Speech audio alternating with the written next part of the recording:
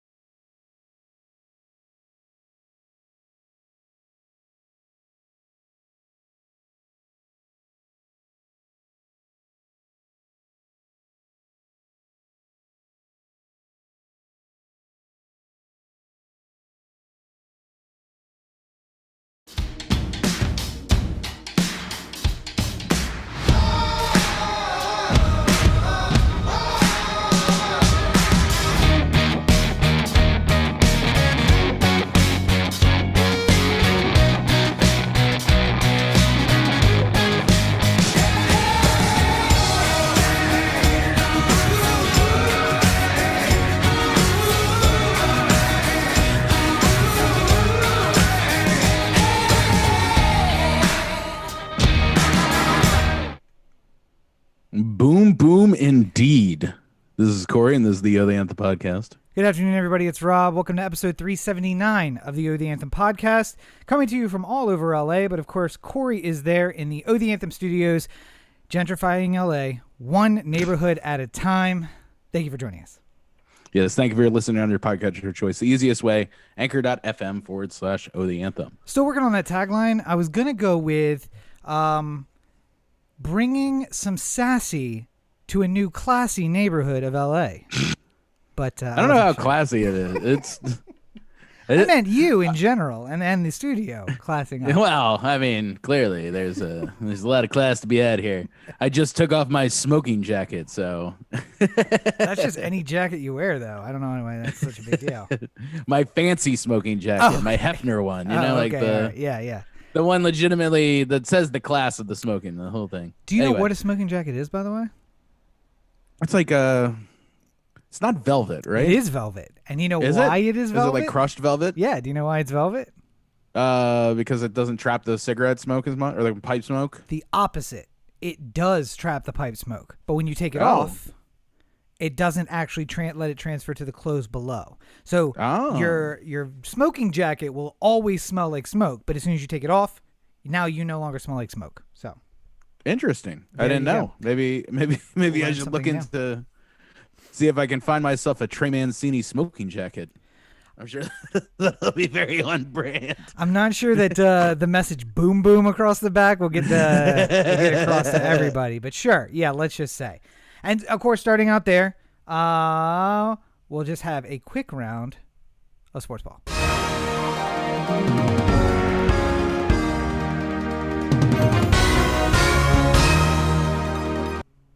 And a quick programming note: soccer, or football, as they may call it around the world, does not matter. So the fact that Italy won or England won, not very important. On to baseball. The only thing I like about the soccer is just that like people are blaming like Nigel Farage for England losing, which is like it's like yeah, of course he's responsible for everything. Also, the fact that Lebanon was invaded by Israel in 1968. England also lost. Italy won the World Cup. Lebanon invaded by Israel 1983. Italy won the World Cup. So now Lebanon looking at Israel like, no, bro, don't have to do it. Calm down. They got other problems though. Don't worry, Lebanon, man. They got other issues they're worrying about. They're bombing other brown people. Don't worry. Oh, I'm sorry. I thought this was sports ball. I thought this is America. We got delayed a little bit starting tonight because I couldn't stop watching Trey Mancini in the home run derby. Just a incredible performance, and he just ran into the Pete Alonso buzzsaw, and it's happened to too many before, and looks like it'll probably happen to many after because he is just an incredible home run hitting machine. But doesn't take anything away from the accomplishment of Trey. competing in the home run derby and doing exceptionally well and being an inspiring story for everyone with this comeback from cancer. And yeah, it's just it's nice to have a good Orioles story in the news for a change, like just like As opposed rather to what? than well, as opposed to being the second worst team in baseball, and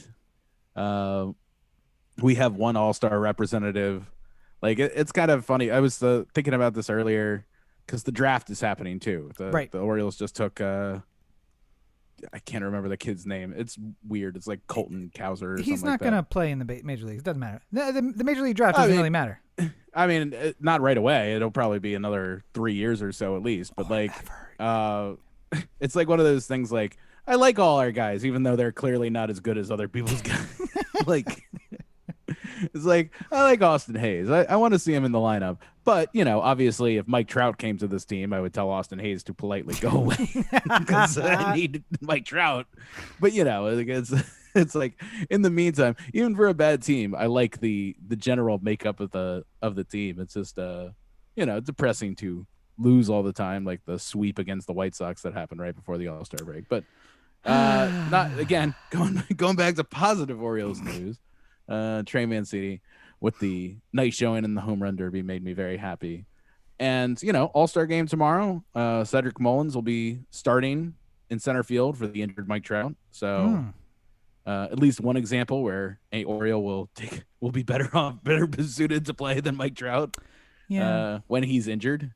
So under those very specific circumstances, you'd be better off having an Oriole than Mike Trout. So also, if you were paying for the team, better to have an Oriole than Mike Trout because he's not even playing. Oh, yeah. He I mean, gets that contract. Woo, man. Yeah. And what was it? I think the entire Orioles team is paid less than Trevor Bauer is this year. I think that was the line. So, and that I think that includes Chris Davis's contract. Ooh. So that really tells you something. And then of course Trevor Bauer is not going to pitch for a while because he is in trouble perhaps. We'll find out. For what? For a sexual assault allegation. I don't know I don't know anything about it, so I don't want to comment on what happened because the details haven't been great, but at least from what I've seen. So moving on. But the All-Star game is tomorrow. But again, we talked about this before leading up. I think everyone should tune in at least for a little while and just see Shohei Ohtani up top because he's going to start the game for the American League pitching, and he's going to lead off for the American League as the designated hitter. And it's just one of the coolest stories in baseball. And this 24 hours after being the number 1 seed in the home run derby because he's hit the most home runs so far this season. Now, is he going to give the exact same performance tomorrow that he gave in the home run derby? I hope so. I don't know about the rest of you. Hold on. Number 1, he was going up against Juan Soto in the first round, which is not or is not an easy win, But as the 1 seed, he's seeded against the 8 seed, right? Yeah, but Juan Soto, again, we had 8 really good competitors in this thing. And I would also say the further to that point, the person who pitched for him, like who threw him the BP balls, was not doing him any favors. Me and Roberto were both going like, Brown is fucking Ohtani out there. He's giving him the most unhittable balls. And that's a big part of, the home run derby. Like when you pick somebody who you have a good rapport with, like probably, like Pete Alonso, who won the thing, had a guy who has pitched in the home run derby before and pitched for him before and throws him batting practice. So he's very familiar with how the ball is going to come out of that guy's hand and what he's looking for and how to hit it. Ohtani's dealing with somebody who he hasn't hit since March, I thought they said. So, like that's just like sounds like bad planning. You can't send somebody cold out there and just expect them to do well. You got to have like it's just like if I had a prize winning horse and I was going to run them in the Kentucky Derby, I wouldn't look for my jockey on Craigslist. I would find somebody who's done it before, maybe who's got a couple ribbons under his belt, Like, I wouldn't take this humongous investment and waste it on some guy who doesn't know what he's doing. Some 6'7" guy who's like, yeah, I'll be your jockey. For those of you playing along at home, when you hear Corey say, it's like when get ready, because you never know. You never know. Sometimes it's on point. Like that one wasn't bad. Yeah, getting a jockey is kind of like having a pitcher because the horse is really the thing, right? The jockey's there, has an important job, but really it's the horse. Not as important as the horse. Right. The horse is what gets you there. Yeah. And then sometimes I'm left like, where was he going with that? So sometimes I don't even know. Sometimes I don't know what I'm gonna say until I'm finished saying it. So anyway, that's a little sports ball up top, just to share the love on the good things happening in baseball right now.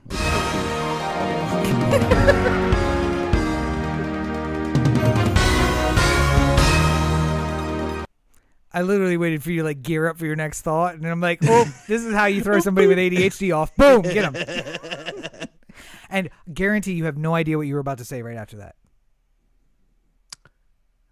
No, that was it. I finished my thought. Oh, okay. Well, other than all the awful news, and then I was gonna be like, but that's sports ball. Oh, okay. Well, good. All right. It felt like you were gearing up for like a transition, and I was like, bam, hit him. Transition.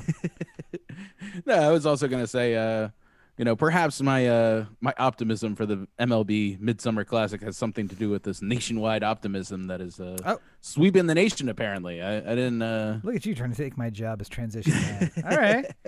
Yeah. So, big story this week. Today actually, because the pollster people, whose name escapes me right now. Pollster people. Who does the big polls? I mean, was it I didn't see the actual poll. Yeah, here. I want to say it was AP, but I don't think it was. I think it's somebody who actually does just polling. Anyway, so they did a bunch of polls, and the leading story coming out of this was American optimism at the highest ever. And Corey, in our pre-show call, I think he nailed down exactly how this went down. Gallup. There you go. Gallup poll. And for those of you who don't know, if you've never received a Gallup poll call, that's because you don't have a home phone. And the vast majority of these numbers come to home phone. So you put in your mind, everybody you know who has a home phone, those are people who are getting these calls. And then keep in your mind the number of people who would stay on the phone with somebody when they said they're calling from Gallup and they have a poll. Now, that's the selection of people we have. On top of that, one of the questions, it was about optimism, and people are at the highest level of optimism since the Gallup poll started. So we are at like 70-some% now. And I said, it'd be a lot. Go ahead. Sorry. No. I just wanted to say this because I found the actual question. Okay. And this is the other part that was like, I was kind of on the fence about. Like, so the 59.2% of Americans say they're thriving. Additional 73% of Americans said they experienced enjoyment for a lot of the previous day. There you go. So it's like, I wouldn't say I'm thriving, but I imagine that 60% of people who have continued working through the pandemic probably feel like they are doing pretty good for themselves. Yeah, sure. Like I think a lot of people who didn't lose work or didn't have any kind of super serious negative context or consequences from COVID probably feel pretty good about themselves right now. I'm sort of in the I feel like I can't turn down any opportunity to make money because I burned through so much of it in the last 18 months. But, I think though that you, even so, if someone who is a stranger or an acquaintance was like, hey Corey, how you been? Well, we've had this one before too. I think in LA, I say, "Oh man, everything's great. It's wonderful." If I was back in Baltimore, somebody's just like, "Hey, Corey, how have things been?" And I'd be like, "Shit's fucked up right now." Like, like. But I think there's definitely an East Coast West Coast thing happening there too. So maybe that does take into account. We don't know where the Gallup results came from, but I think that for the most part, people will tell strangers and acquaintances. That answer is always like, "No, I'm doing good. Yeah, things are looking up. Got fired from a job. Wife left me. Dog got hit. I mean, a country song. Imagine everything that happens in a country song. And then they're like, but I'm good, moving forward. And I got some optimism about tomorrow. I think we only can get better from here. That's what you do. I think the previous day is kind of a fucked up context. Like, yeah. Like, how was your yesterday? Like, your Sunday was probably pretty good, right? Like, you played Call of Duty and you just relaxed and you ate when you wanted to and you fell asleep when you wanted to and you woke up. Yeah. You slept in. Like, you probably would say that yesterday was a good day. I mean, other than the mounting and ever-present existential dread, yes. Yeah. Well, yeah. I mean, like, we're going to talk about why. Generally, yeah, but I think a lot of people don't. I also think if I were to just ballpark a random number here, I would say that a good 40% of people, I think, are dealing with some version of PTSD, whether or not they recognize that they have it or not. Yeah. Like, I think there's a lot of people who aren't like super self-aware of the current state of their mental health.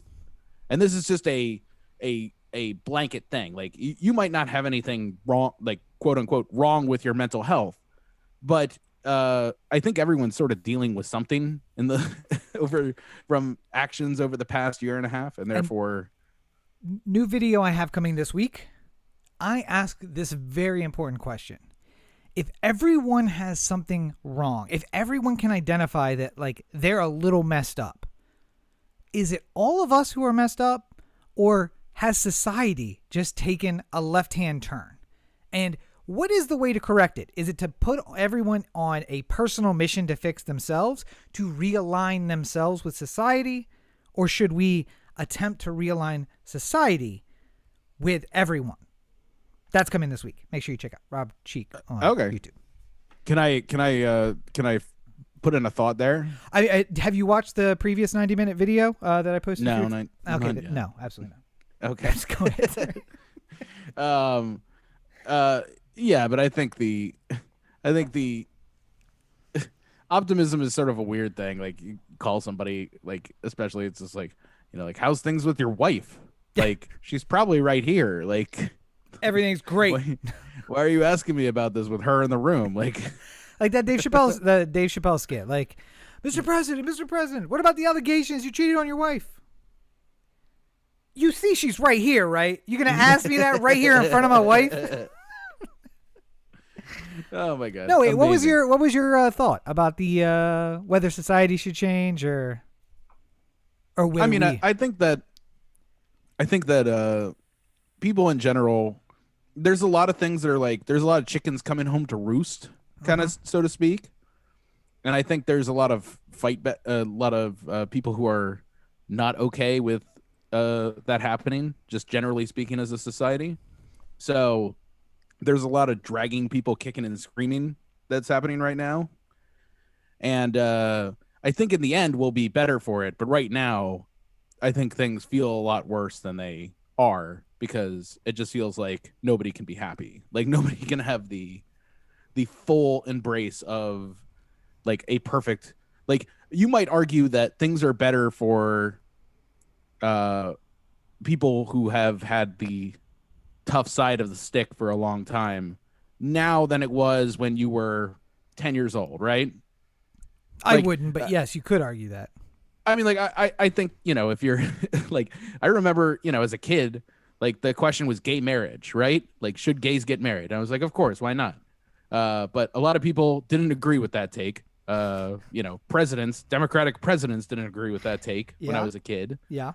And I would argue that, while there is still struggles for the LGBT community, things are better overall than they were, even when I was a 10-year-old, so like, but for somebody who is very bigoted and very, like, anti-gay anything, like, this feels like a horrible hellscape that we've entered into. Like, we've entered Sodom and Gomorrah and stuff, like, like, the end of the world is nigh and stuff like that. But now I understand why Roberto's in such a mood all the time. But yeah, go ahead.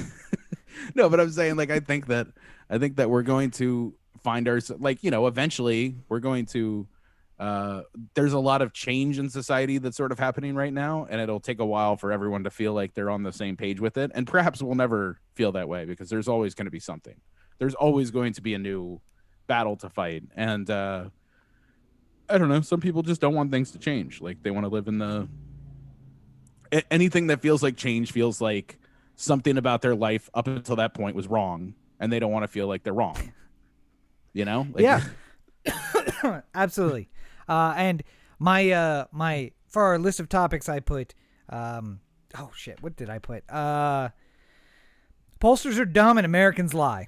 Yeah. And I stand by that. I think that is for the most part accurate. I think the pollsters were looking for a good story. They got a good story and they stopped digging 100% at that point. All they were looking for was like, hey, what's the thing that we can lead CNN with? And they got it. So good. Good for you. The question you should always ask whenever a poll comes out is, what is the exact wording of the question? Mm-hmm. Because that I find is the somebody might ask, do you think Donald Trump will run for president again? And you'll get a 98% response on that poll. Like, yes, he will. But if you ask, do you want Donald Trump to run for president again? Different answer. You're going to get a much lower answer, much lower percentage. But, Fox is going to hear the, 98% of Americans want President Trump to go back and run for office in 2024, and they're just going to run with that. And then you're on your fucking treadmill going to the gym, not me, somebody else, hypothetically.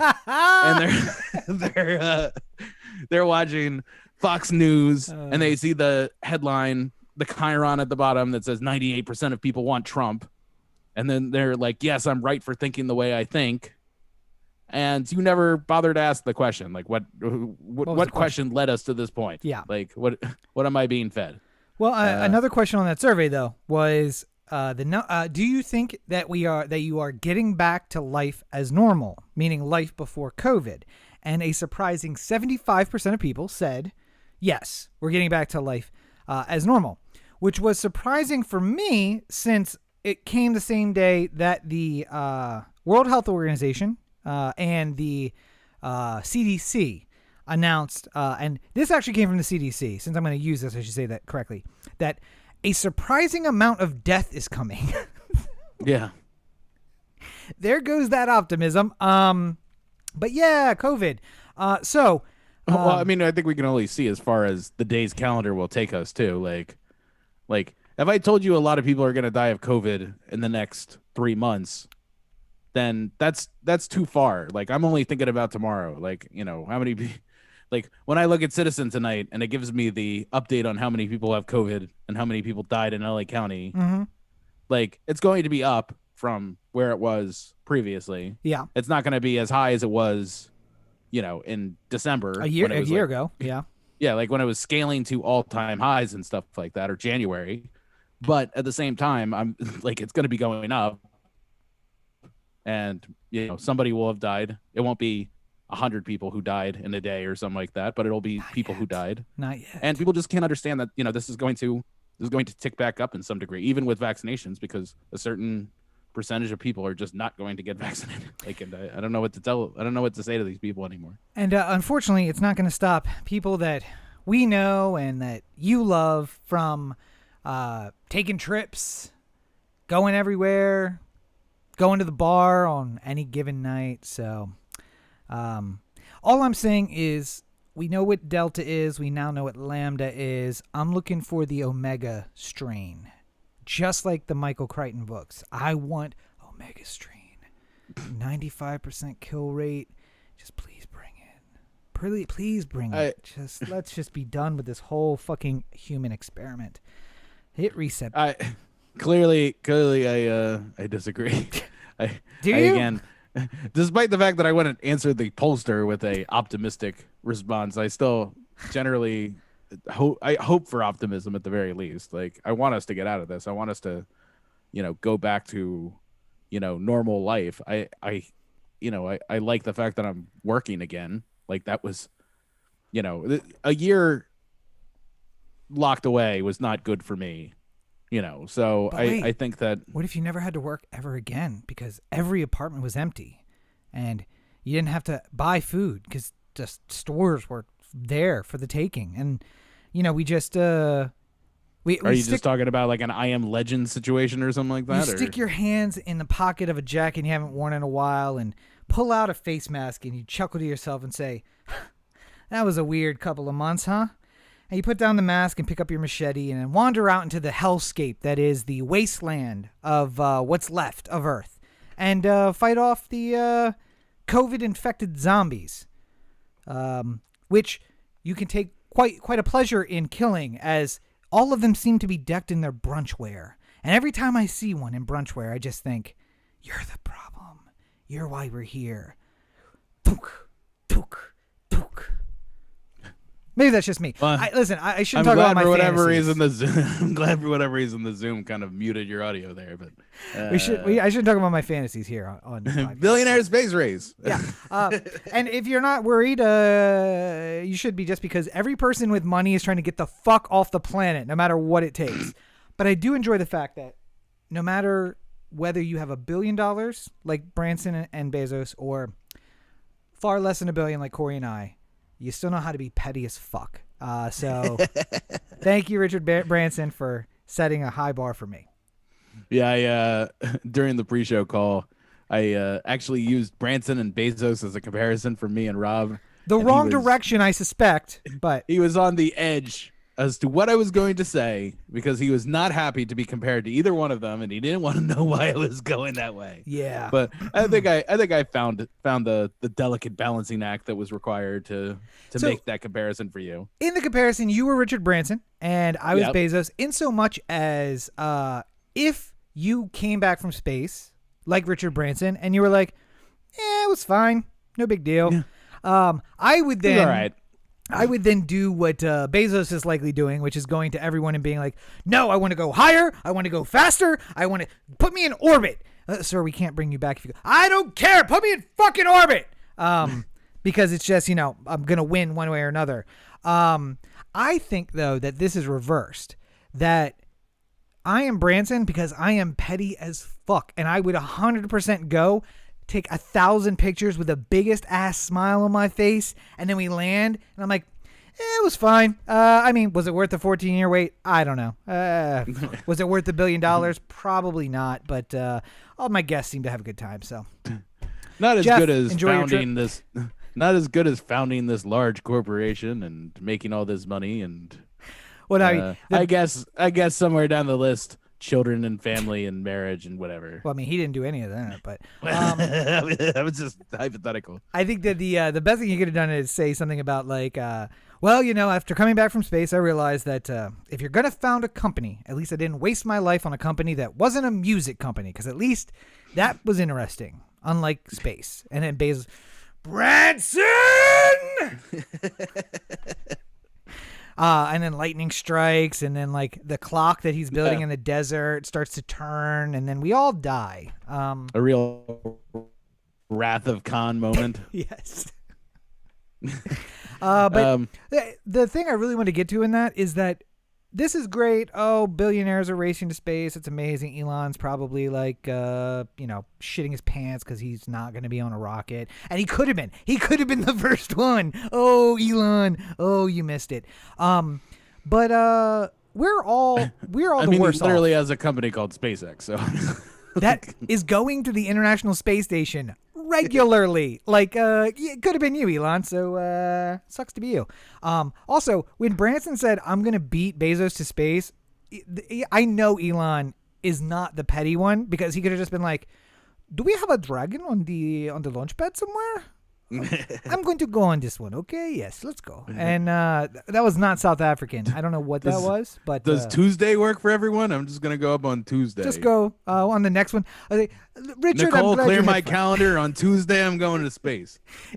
I'm going to be on the International Space Station. I will not be able to receive calls. I'm glad that Richard and Jeff have fun. I tend to go, it's a bi-weekly occurrence for me to go to space, and it's very fun. Thank you, Richard. I am glad you enjoyed your one-time 90-minute trip. Yes. I like to call that accent Bond villain. Like, it doesn't need General to be Bond from anywhere.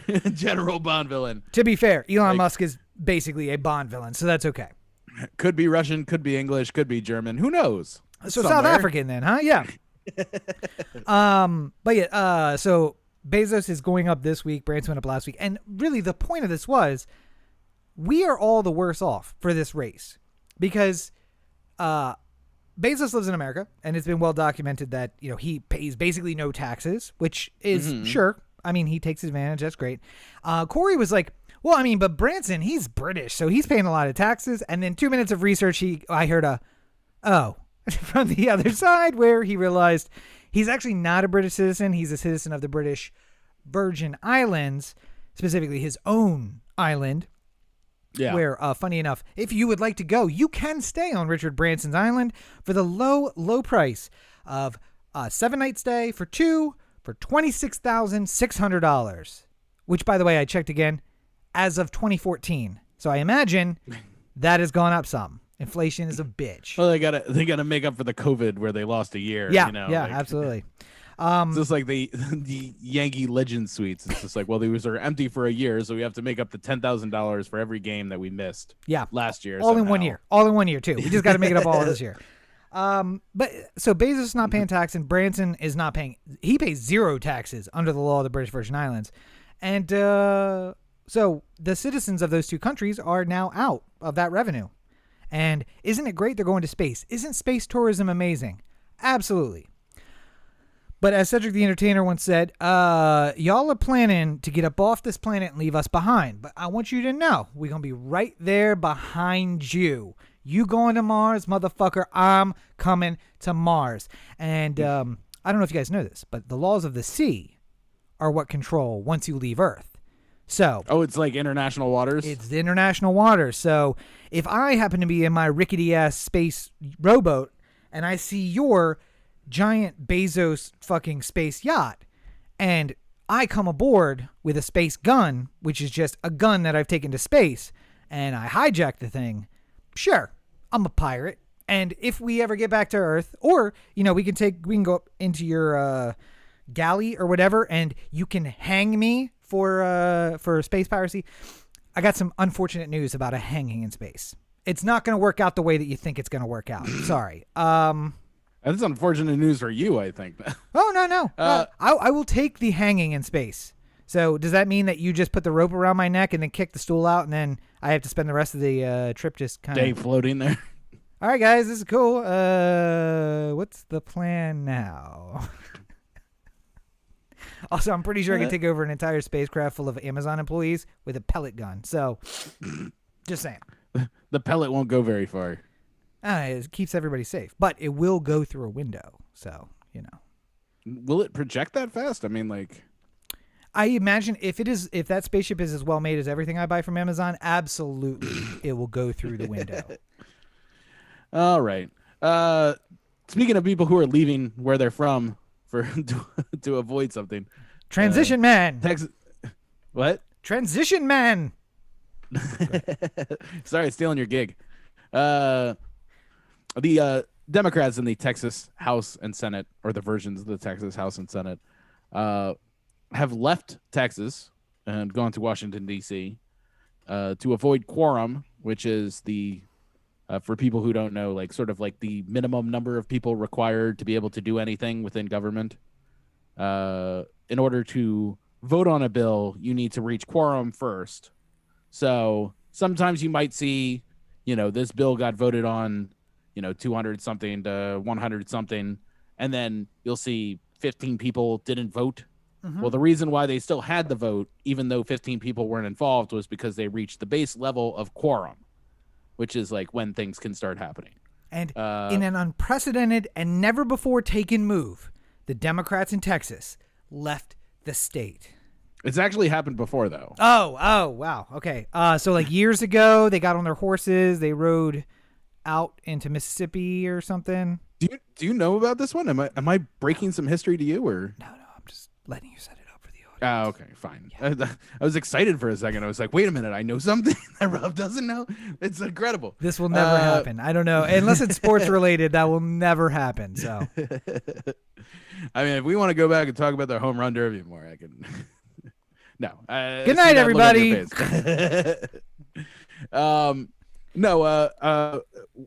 I don't remember all the details though, but basically Texas wanted to separate away from the United States, I believe. Mm-hmm.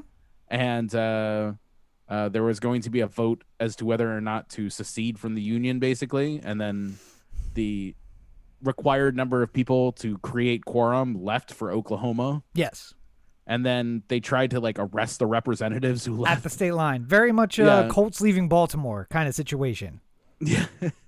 So that's funny. But this time the Dems are leaving in hopes of some last minute ploy to get the voting or the John Lewis Voting Rights Act or the For the People Act passed nationally to avoid Texas Republicans eventually passing their voter suppression laws, which are currently just awaiting a vote in Texas. Also, though, just to make it clear, at the end of the session this year, the Democrats also left and went to Oklahoma.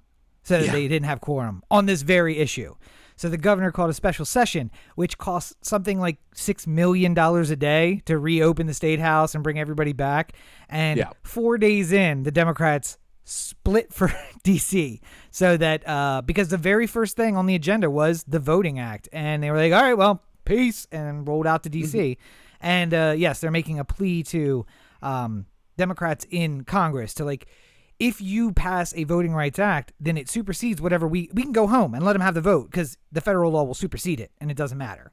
And hopefully they won't pass it. They still will because Republicans are dumb. And then what they'll do is challenge the federal law with their state law, and then they'll lose like they always lose. And then it'll be the federal law will prevail. But I never really understood any of. I mean, like I understand why they do it. They're trying to limit the number of people who vote to the people who help them win elections. And at the end of the day, people who are responsible for getting the votes should not be responsible for deciding how the votes are cast. Yeah, because that never works. Seems logical. But I mean, like, you know, I really think you should ask yourself just base questions about voting. Just say to yourself, like, there's like a handful of things that I think are prerequisites that can be discussed. At what age can you vote? Like, do you have to be 18? Do you have to, I mean, like it's 18 everywhere, but like, you know, hypothetically, if somebody wanted to say voting should be 21, I would listen to their argument for it. If somebody said the voting age should be 16, I'd listen to their argument for it. But we all roughly agree that there's some point in time where people are mature enough to get the right to vote. Sure. You know, there's conversations that happen on different levels about what degree of felon can vote. You know, that's a reasonable discussion. I think that should be had. Like, you know, I don't think Charlie Manson should be allowed to vote, but that doesn't mean that if you served your time and you're out of jail and you did something nonviolent that you shouldn't be allowed to vote again. Like, these are all discussions that we can have. I mean, like the extents that go to for having to have a driver's license and show proof of residency, and if you vote one town over and that crosses this line that you didn't even know about, you could spend years in jail. Like, this is all like kind of. There was a story. It was a Texas or Georgia man who spent 6 hours in line voting. Yep. At the wrong polling place. Yep. During the primary. Yep. And cast a ballot and was in violation of the law because he voted in the wrong precinct. To me, that should be his vote doesn't count. Like, maybe just at the very least, like it kind of feels like a like a Sha'Carri Richardson thing. Like, yeah, I feel real bad about the stupid IOC drug policy. Yeah. And, like, how weed is on there, but also, shouldn't you know better? Like, you know, like I unless he received something from a Republican that said your voting center is this one specifically to make him go to the wrong place, which they sent out. I mean, like, I'm sure there's a lot about that case that I don't know. You know, I'm oversimplifying it, obviously, but like at the end of the day, like, you know, I think if you waited 6 hours in line to vote, shouldn't that mean that you were really committed to the idea of voting and that perhaps you're not trying to do it with heinous intent? Like, if I, like, just hypothetically, in a world where I wanted to steal votes or like vote multiple times or do something illegal, I don't imagine I would do it if it took 6 hours to get one vote. Like, it just doesn't seem worth it. Like, if it's going to take 6 hours to get one vote, it sort of feels like I've already kind of been punished for it. Like, Well, as you know, the Democrats won Texas by 1 vote, so it really made a difference. yeah, I mean, like, seriously, like, But I mean, there's also the guy who was on probation, petitioned the court to end his probation. COVID hit. He never heard anything back and assumed, wrongfully, but assumed that, okay, so even if my petition was denied, I have now served the remaining time that I had on probation. So he voted. And come to find out, it was denied, and his probation is technically not lifted until he has a hearing where the judge takes him off probation. So despite the fact that his probation ended in time because he hadn't had a hearing, because he couldn't, because of COVID, then he was still on probation. And so he voted. And now he's going back to jail for a probation violation and a new charge. So, yeah, I mean, America.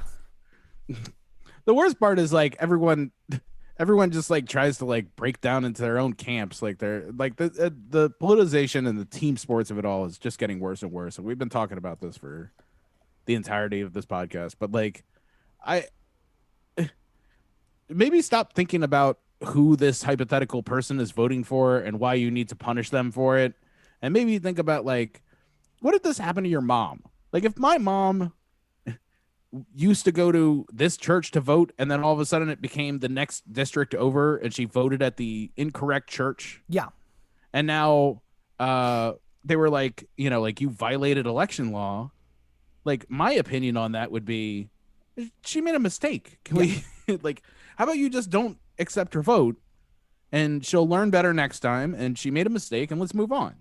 But no, like, you want to penalize somebody. And the reason why they want to penalize you is because you aren't on the same team that I am. You know, you're a Yankee fan, not a Red Sox fan. So therefore you have to. Now, my mom is on the right team to not get screwed like that. But let's just say, hypothetically, she was on the wrong team. And hypothetically, that situation arose. And hypothetically, the first judge who heard the case and his untimely demise didn't instruct the second judge on how he should decide that case. And by that, I mean, you know, there's an unfortunate fuel-related accident and a car burned up somehow suspiciously in the early morning hours as he left for work. Then we have to just go to drastic measures. Because if you were going to stick my mother in jail for some bullshit ass, oh, she's voted here for the last 25 years, you moved the district, she voted the place she always went to vote, and now you're going to lock her up, things are going to go badly. For me, probably, but also for several of you on the way to that me. Hypothetically, in this completely fictional hypothetical scenario. Have you ever heard of the Unabomber?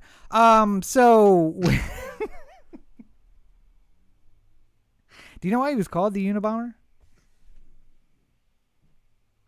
Because he acted alone? No. Unidentified airline bomber, because his first bombs were sent to the offices of airline executives.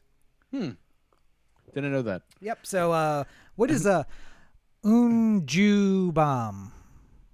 Moving on.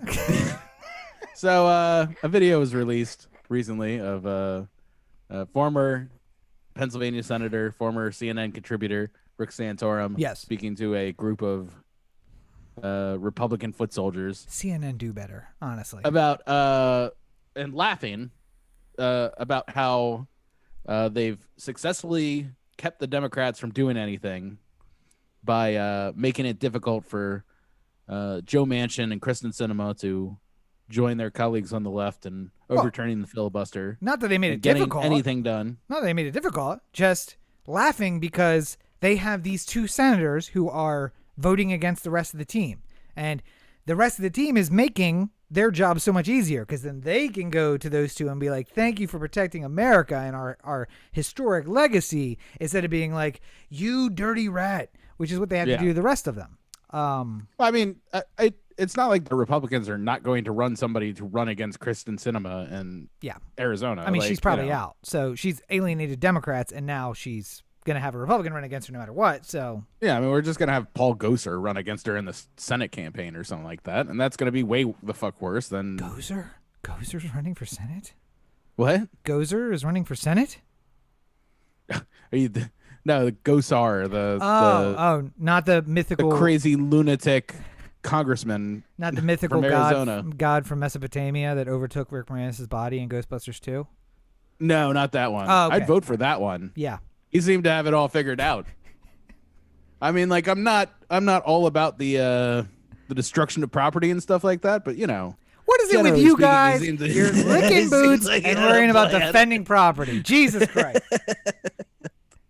Listen, I'm saying the Empire State Building's been there for a long time. I don't think it should fall for no reason. It was the Chrysler Building, okay? Chrysler Building. Yes. Sorry, whatever. Anyway, but here's the thing, though. If I'm Kristen Sinema or Joe Manchin and I see that video, I'm immediately calling Senator Schumer and saying, like, call a vote, Chuck. Call a vote. Let's do this. Let's fucking do this.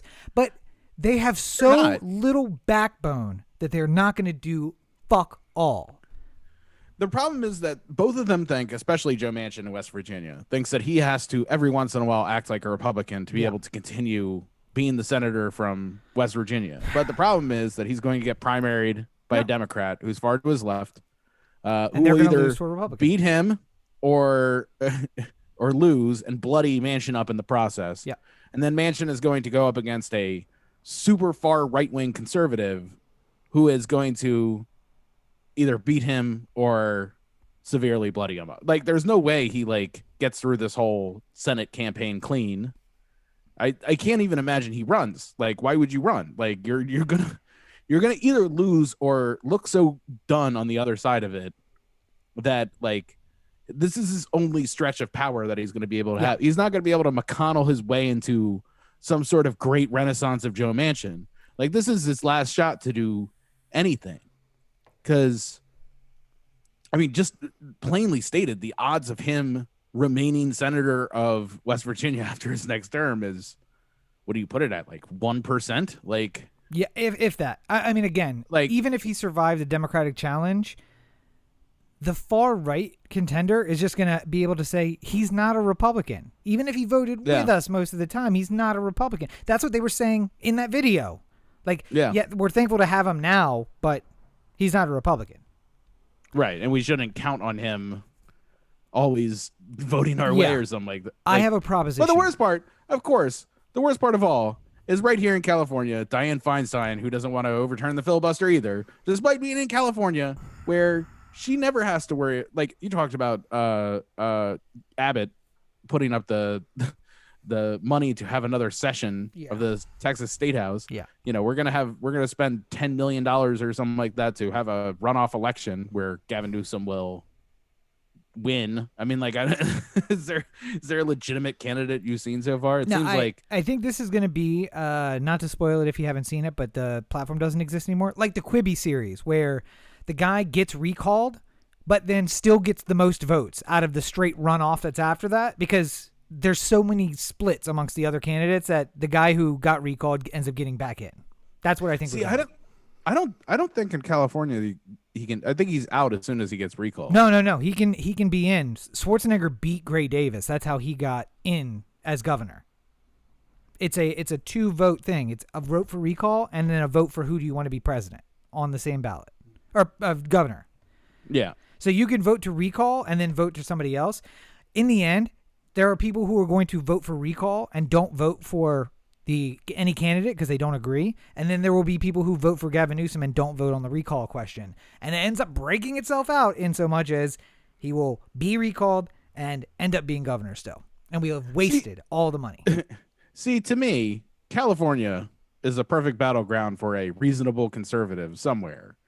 The problem is that the conservative population of California is super far right. Like, there's not a... You got a shovel? We can run up to the Reagan Library and...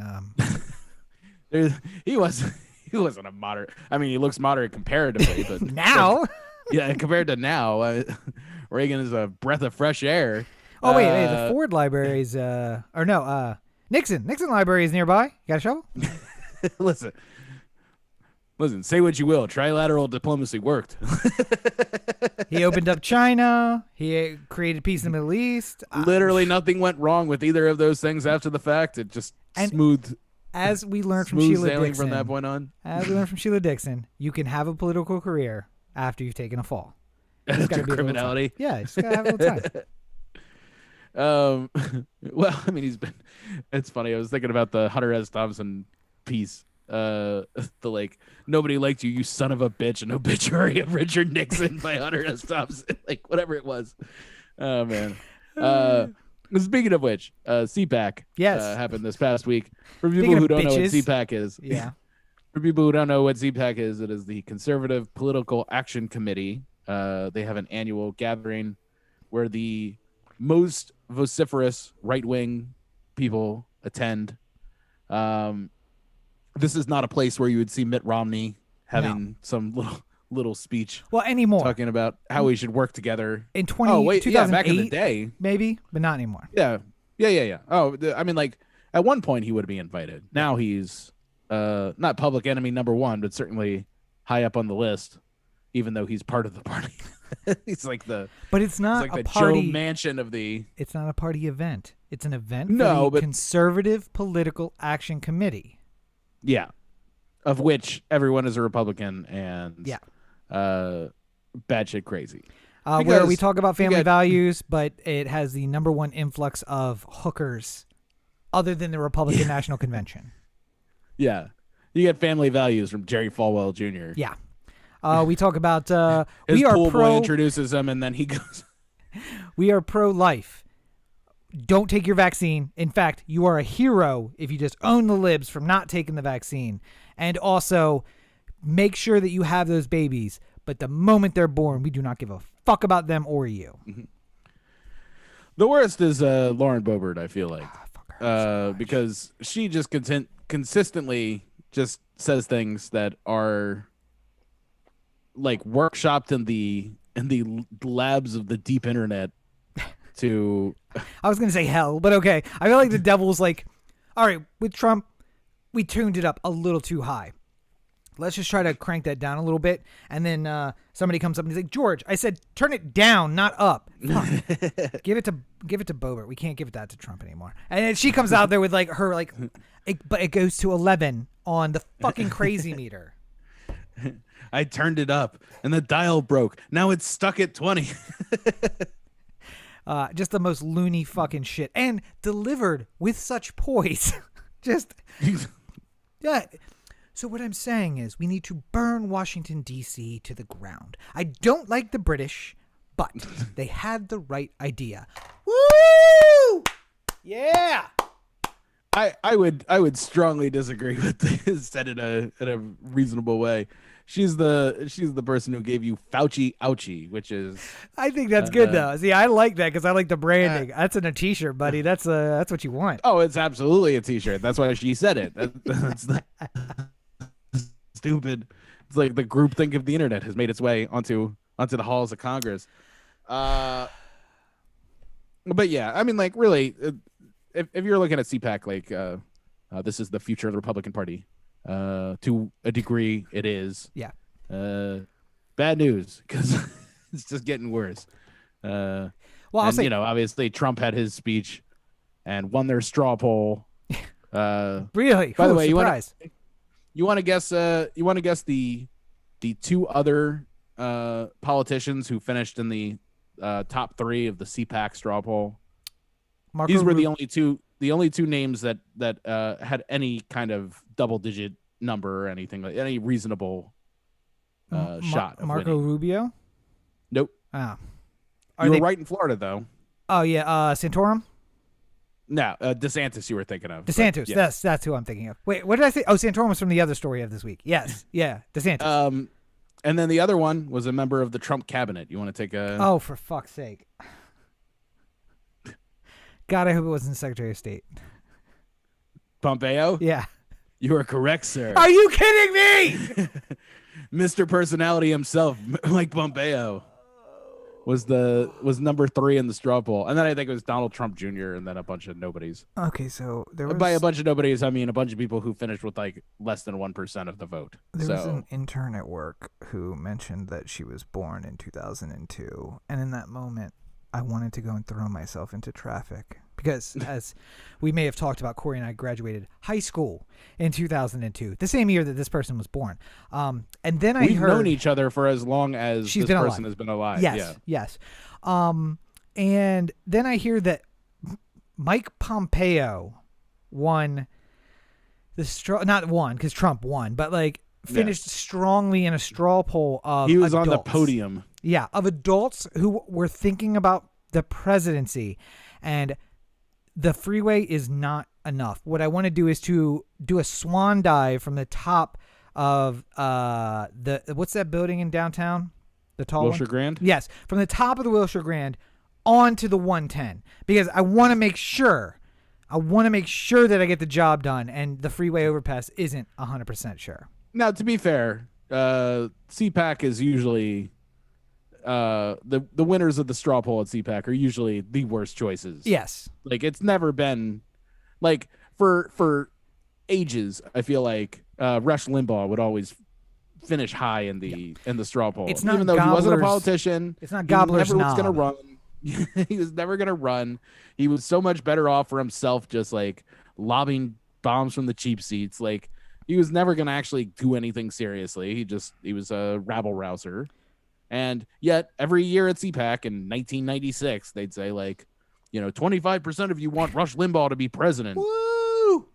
It's like, no, that doesn't make any fucking Wait. sense. Did that continue to happen after his whole drug problem and cheating on his wife and all that? Oh, I'm sure it was. They were still voting for him after he died. I fucking hate people. It's the legacy of Rush they really want. So yeah, CPAC is dumb. The good old EOB days. It is. Oh, EIB. I'm sorry. EIB. Yes, EIB. Yeah. It is two things. It is the near future of the Republican Party, and it is also the pictures that you're going to see in history books. Right now, those picture spots are taken by like an old lady that says, "We don't want the N-words in our school." Yeah. But 10 years from now, it'll be a picture from CPAC of Laura Boebert on stage with the. Yeah. Or somebody like taking a selfie with Charlie Kirk. Oh my god. I will say, your guy though, Kasich, has really made a turn to like. He's on the liberal media, but very much like holding his own. Like, I mean, listen, you make a lot of good points, but I'm a conservative. I have conservative values. This is not my party. This is ridiculous. And all I want is to get the party that I recognize. And I heard him like on 2 different stations, on videos on 2 different stations. I'm like, good for you, John. Like, maybe you're not done. You probably are. But maybe you're not done. Maybe you can help guide the party back or start a new one. But no, I mean, I 100% agree with Kasich in that situation because, like, so just look at the California recall again for just a second, right? Like, I'm not a huge Gavin Newsom fan. I don't think that he's been doing the best job in the world. I'd rather wait until his term ends in like a year and then not vote for him rather than in a recall now. But you know what? If you gave me a really compelling Republican candidate, I would consider it. Like somebody who is not a Lauren Boebert, Donald Trump, Mike Pompeo type. They're not going to get nominated, though. Oh, I know. But I'm saying, like, the great thing about a recall election like this is you don't have to win a primary. You just have to be the best looking option in the field. That's why Schwarzenegger got it. If you're the best looking option in the field, you can win. Like, it's as easy as that. And it would never your best chance of winning as a Republican in California for statewide office, like governor, is a situation like this where you have a governor who is, popular enough, but not popular enough to avoid the recall. Yeah. Maybe he fucks up real bad right before the recall vote happens. Good chance of that. Yep. Fire season. Everyone's just like, no, we want him out. We want Newsom out. And then they're trying to pick the new person that they're going to have to replace him. I couldn't in good faith say Caitlyn Jenner would make a better governor than Gavin Newsom, even though I hate Gavin Newsom. Yeah. It doesn't make sense.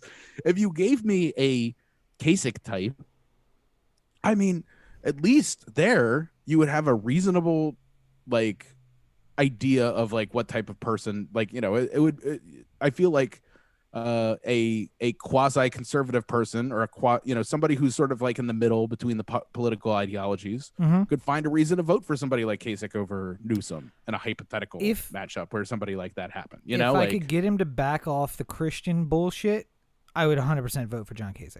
I have concerns about his social and I mean, listen, the state house is going to be I'm not saying Kasich is like a perfect, but a Hogan type, like a Charlie Baker in Massachusetts. Like there's a lot of Republicans who still, they're dwindling by the day, but there's still, you know, like quote unquote reasonable Republicans out there who are not part of like the whole Trump death camp or Trump death march into the sea. Like you know, there's some people who can see the forest through the trees, and they're, you know, like if a Larry Hogan type was the mayor of Long Beach and decided that he was going to take on Gavin Newsom in the runoff, I think he could do well. I think he would be probably the most popular Republican in the field if he could gain the traction that was required to be talked about and stuff like that.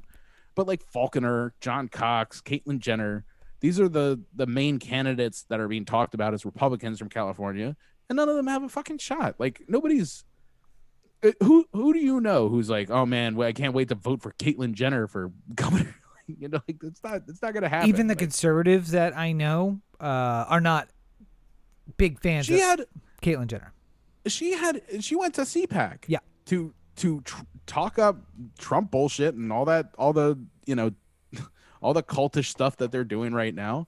And as she was leaving, there was some guy who was yelling transphobic things at her, like, you know, calling her Bruce and not your party, calling her a tranny, and not like party. Every awful thing that you could possibly say to her. Like, you know, it was like, why would you want to be a part of this? Like, it doesn't. I can understand why somebody would want to be conservative and have conservative values, but also not want to be involved with all of this fucking bullshit that's going.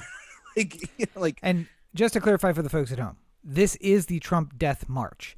The Trump death camps won't get started until after 2024. That is what's going to come after the re-election, or maybe August 14th of this year. We'll wait and see. And I'll be reinstated as president. Yeah, Q's been very unclear about what that's going to happen, but Mike Lindell is the new version of the world is ending in 2012 guy. Yes. Like once October 22nd, 2012 passed, it's just like, oh, no, I didn't factor in leap years. Yeah. It's going to be a couple more weeks. Just give it some time. Oh, my God. And then when that didn't come, it was just like, no. Actually, I misread the sundials, and it should be in 2023 at some point. Now people are like, oh, it'll be in 2023. That's the end of the world. Yeah, and then all of a sudden it'll just be like, listen, we need to go out and vote in 2024, and that's when it's going to be. I'm just going to be the guy who goes on Twitter every single day and say tomorrow the world will end. And then when it doesn't end the next day, I'll just be like, I miscalculated. It'll really be tomorrow. And just keep doing those two tweets over and over again until I'm right. And then underscore world's worst prophet. And then at the end of it all, somebody who survives will be like, you know what? You know who was right? That Corey guy. He got it. He knew. Here's what you do. There was some guy. There's the Suns and the Bucks are playing in the NBA Finals right now, right? Mm-hmm. And there was some guy who tweeted in like 2015, like, mark my words, 2021 NBA Finals, Phoenix Suns versus Phoenix Suns over Milwaukee Bucks in 6 or something like that. Yeah. And it turns out that the two teams are right for sure. We'll see about the number of games. But hell of a call, just randomly out of nowhere. Like, I want to see his other tweets, though, because I was about to suggest that you just bulk update a bunch of tweets and say, the world is going to end on October 21st, 2021. The world is going to end on October 22nd, 2021. And then, because once a quarter, the Library of Congress takes all of the tweets and puts them in the Library of Congress. And then if somebody's just doing a term search, end of world, October 21, your tweet would pop up, and then like 5,000 years in the future, they're going to be like a new religion because they found Corey's tweet predicting the end of the world. And little did they know, his timeline was literally just October 21st, October 22nd, October 23rd, October 24th. Are you arguing that this guy came up with, just tweeted out every possible NBA final? I'm just saying that maybe he did, or he's a time traveler. But we watched some videos about that. It reminds me of like when in Back to the Future, when the Cubs were supposed to win in 2000 and 3 or whatever it was, Yeah. and then they got really close and then lost in the NLCS. Like, Listen, it's just like, it's a multiverse. Sometimes things happen and we diverge from what was supposed to happen in life. there was an all-time number of people who bet on the Cubs that year, Yeah. despite the fact, beyond all better judgment, that you shouldn't bet on the Cubs in any year. Meanwhile, up until what we they did actually is won. we did just go and sit through all 3 movies in a single sitting, which was tough, very tough. It was fun. It was a good It was time. fun, but it was a long sit. I don't know how people like nerds go and sit through the whole Lord of the Rings. It really makes that third one not as fun. Yeah. It wasn't as fun to begin with, but when you're at the end of a 4-hour movie going experience, you're just like, oh, come on, man, just get on the fucking train. Speaking about getting on the fucking train, let's get on the train to ending sanctions on Cuba. That's all I have. I mean, sure. I don't really know what it'll do at this point, but sure, why not? Cuba is in the news because there is a quote unquote uprising happening in Cuba at the moment. Which, just to be clear, the uprising in Cuba is happening in Little Havana, Miami, right now. That it's happening right now. You can go look at tweets about it. It's fun. Yeah, the tweets are hot and heavy in Miami right now. Yeah. I brought up this point before.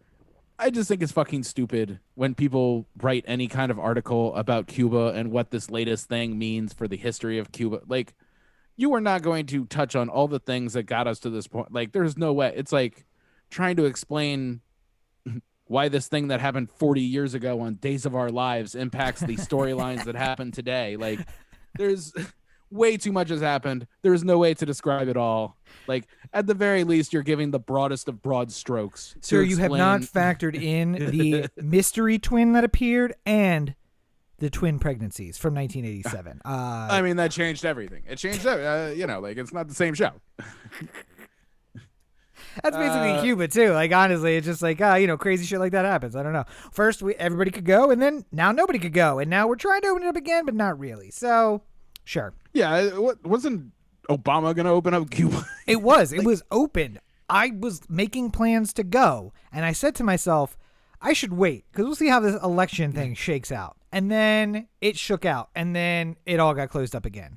So, but they've been under an embargo of some variety since 1961, which, by the way, as a note, John Kennedy, the man who signed the embargo, sent an aide around Washington, D.C. to do what? Buy Cuban cigars. Bought every single Cuban cigar available in Washington, D.C., and then when that man returned to the White House, John Kennedy signed the embargo, which made it illegal to sell Cuban goods in the United States. So, there's your fucking hero. You either die the hero back into the left, or you live long enough to be the villain back into the left.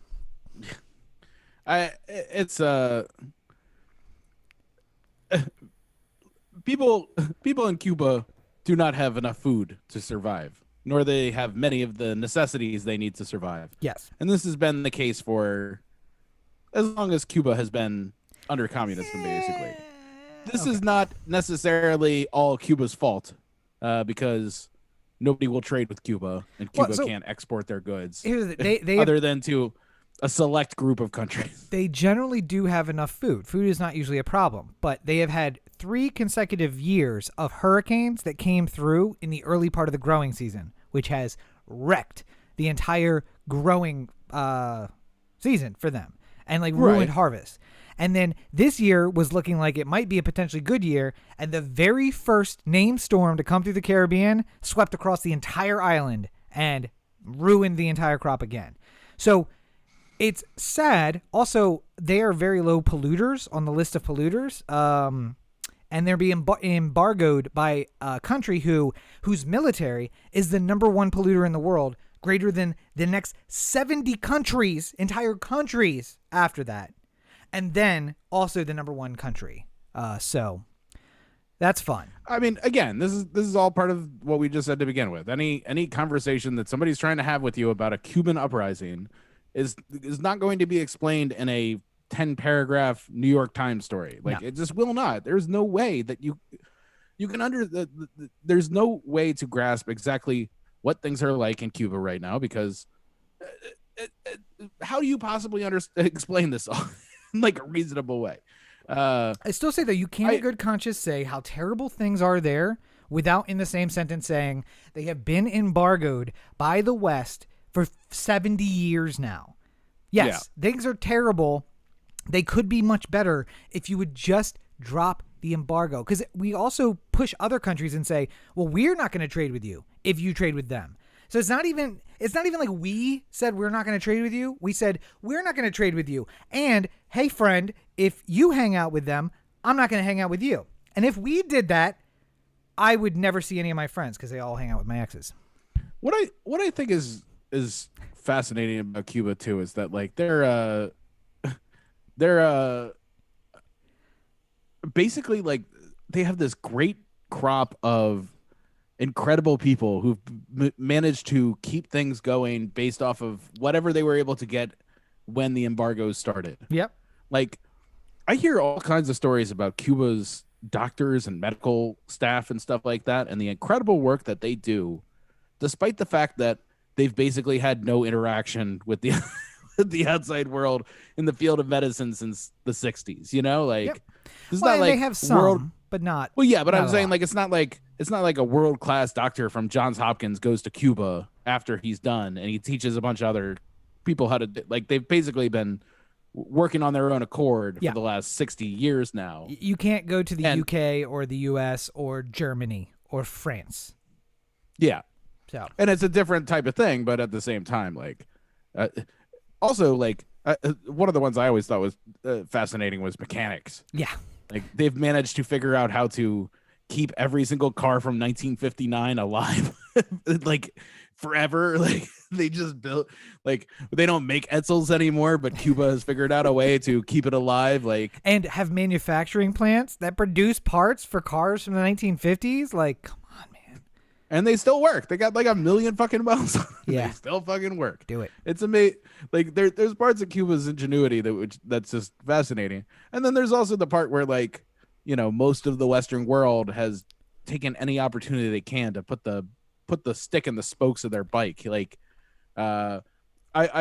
we were talking pre-show where I was just like, Cuba has never actually had a fair shot at figuring out whether or not communism works, because obviously there has been so much ire about the specter of communism from the beginning that it never got a chance to figure, you know, like the worst part about communism and socialism is we don't really know if it works, because anytime anyone's ever tried it, there's been just as many people who will not let it go forward. Now, obviously, there are a lot of other problems on the periphery of that. Like, Cuba, for most of that time, has been under a dictatorship, and, you know, North Korea and, you know, all these countries, they have very problematic things about them going in. It's like saying, like, you know, well, there was something great about Nazi Germany. It always sounds like you're defending something that they did, you know. It's like, but like at the very end, like, this has been going on for a while, despite the fact that everyone has been trying to stop it. And it just, you for know, clarity, like, for the folks at home, I am a communist. However, I am a Marxist Trotskyist, and what you see in Canada. What you see in Cuba, North Korea. Fucking Canada communists. What you see in Canada and North Korea is exported Stalinism. We're going to call it communism, but really it's a dictatorship where the people who are friends with me get to live in this pseudo-capitalist system. And then for everyone down at the bottom, we call it communism. And also, you have to be a member of the party to even get out of that thing, which is not what Marx envisioned. It is not what Trotsky talked about. It is Stalin saying, this is a great way to organize a country because me and my friends live a good life and everyone else is dumb. Well, I mean, all, like, a lot of civilizations have, or a lot of different countries have that problem. I mean, I would say that Russia, post-communism, still has a lot of those tendencies in them, even though they're labeled as a democracy. I would say the United States. There's a post-communism. There is basically a president for life, because Putin declares how the votes are counted. So he always gets to decide by 90 what percent he wins the election. Yeah. People who are friends of Putin or friends of the state are treated very well, and they're billionaires and they have more money than they know what to do with. And people who, are enemies of the state are poor and thrown in jail and killed for speaking out against the dear leader. Wait, are we talking about the United States or Russia? keep getting confused. The United States trades the leader every 4 years, but they're always people from the same class of people, and they still treat the poor people the same. So it doesn't really matter. Yeah, I mean, I would argue that, or I would say that at the very least, there's that they punish the poor but keep them aspirational. Yeah, yes. Whereas in Russia, because every poor person in America thinks they're down on their luck billionaire. Absolutely, yeah. But the poor and the poor and fought against in Russia or North Korea or Cuba or any of these places that have problematic leadership at the top has always been no, you're not down on your luck, you're not turning this around, fuck you, go to jail. I was poor, my dad was poor, his dad was poor, I'm just gonna do the same job and be poor, but I need a strong man for strong leadership. I mean, in America, if you're poor, you're still expected to buy a car at some point, yeah. or be a part of capitalism. So it's a different kind of poverty. Value to you, even if you are only making $15,000 a year. It's a new poverty where I use my cell phone and my laptop to check my bank and find out I have zero money. Right. Keeping up with the Joneses capitalism. Again, any story you hear about Cuba and uprisings, I mean, granted, yes, this is probably the highest the heat has been in Cuba as far as a general dissidence in a while. I mean, probably 20, 30 years. But I don't necessarily think this isn't the Arab Spring of Cuba. This isn't this isn't the moment that everything changes in Cuba. Mostly because there's no what are you going to do? There's not really anything to do at the moment. The US can put their thumbs on the scale again and try and punish Cuba and stop them, but they're just going to end up doing what they want to do, and people who are upset that they were beat by the communists and had to go to Florida are going to continue passing on to their kids and their kids and their kids how awful Cuba is, and intergenerational hate. That's we'll just be here forever. I mean, I at the end of the day, I want basic human rights for everyone. But I also don't live in Cuba, so I don't have the right. I don't have the, there's very little I can do about what's happening in Cuba at the moment, and as an American, they shun me from doing anything to try and help beat Cuba. So what is there to do either way? You know what I mean? So, well, if you wanted to put your, go ahead, sir. I was just gonna say, if you want to read an article and think that you know more about Cuba, you should probably read a book. Yes, because you're going to need to know a little bit more than whatever the 10 paragraphs says. I was going to ask if you wanted to put your thumbs on, the scale of internet justice, where would one go to do that? Oh, I don't know. Maybe otheanthem.com, or to otheanthem.com, otheanthem on Facebook, Twitter, Instagram, and the listener line, 443-219-7595. What's that number again? 443-219-7595. You can find me at my website, CoreyBakerFilmmaker.com, Corey at Facebook.com /Corey Baker Film, and at LegendCB5 on Twitter, Instagram, and TikTok. Tomorrow is a busy day. It'll be a writing day. It'll be a shooting day, a video shooting day, because I have been the last couple weeks busy on set days. So with a day off tomorrow, I will be doing various things, and you should see the evidence of that shortly. That's all you have to tell the people? That's after all this time that they've been waiting? I'm disappointing as a person. I'm sorry. I don't know what to tell. No, I just needed a second to adjust my camera because I forgot to adjust it after last week, and it was still super narrow. Damn it! It's still. Hang on. It's still off Do you want center. me to? Do you want me to continue about how I'm a very bad boy and need to be flogged for my lack of content? Let's keep our fantasies off the podcast for now. I was watching the Bo Burnham. It's just like, Daddy, I gave you the piece of content. I was just like, yes, that's very, very apt. That's how I feel sometimes. Well, you can find more of me at Robert and Chico on all social networks. As I said, I'm going to have a video coming up this week. I don't know what I'm going to call this series. Maybe I think In Treatment is taken, but something just about like confronting things that you'd only talk about with your therapist. But I feel like there's something there. I'll try not to ramble for 90 minutes so that Corey won't take 9 weeks to watch it. But for the rest of you, the 4 of you who have watched the entire thing all the way through, thank you. More stuff's coming, and more funner stuff like reviews and unboxings and such are coming as well. Oh, nice. Yes. So, Well, I think we've done good here today. we've done something. I don't know if it's good. But as always, you're listening to the O the Anthem podcast, part of the O the Anthem digital network.